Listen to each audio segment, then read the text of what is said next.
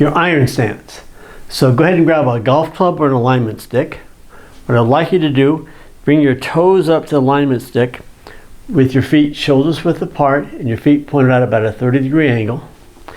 Then what I want you to do, take your arms out in front of your body like this, then rest them on your chest, and then from there going into a bowing motion. I want you to bow until your arms are hanging straight down from your shoulders and they can move freely left to right. This is where you're going to grab the golf club. So now go ahead and grab a golf club. I have a 6-iron right here. So then once you grab the golf club, leave it sitting right there on the ground. Then with the 2 fingers on your right hand, grab the very top of your grip. Then take your left leg over so the golf club can land right in the middle of your left thigh. Then put your right foot next to your left foot.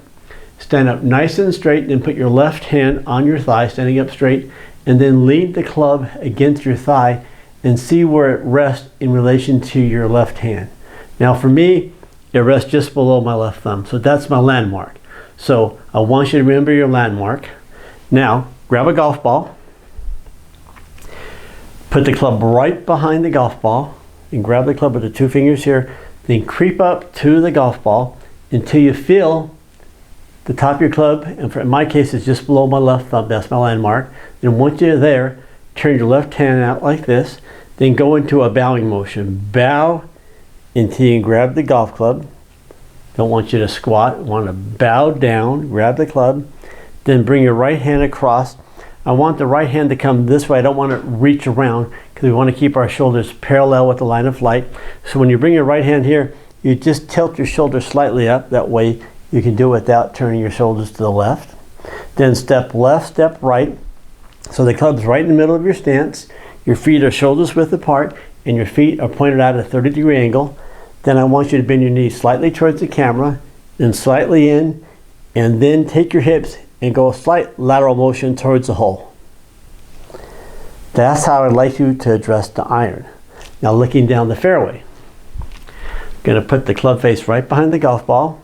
Take these 2 fingers, grab the top of the club, creep up until it hits on your thigh just below your landmark, and my landmark is just below my left thumb. You turn your left hand out, then you go into a bowing motion. You're going to bow down until you grab the golf club. Bring your right hand this way by tilting your shoulders slightly up.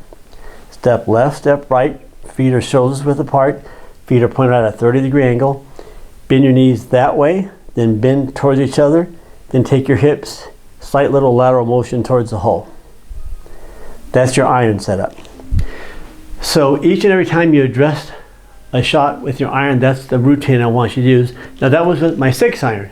Now it applies to my 8-iron. So my 8-iron, the same routine. I'm going to grab my 8-iron, put it right behind there. 2 fingers, I'm going to creep up till it's below my thumb.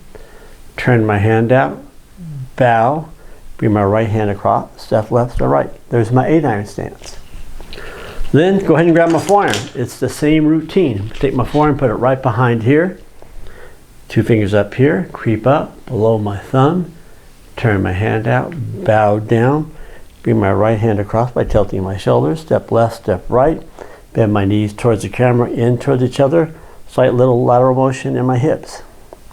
So each and every time you're going to hit the golf ball off the ground, that's the routine I would like you to follow.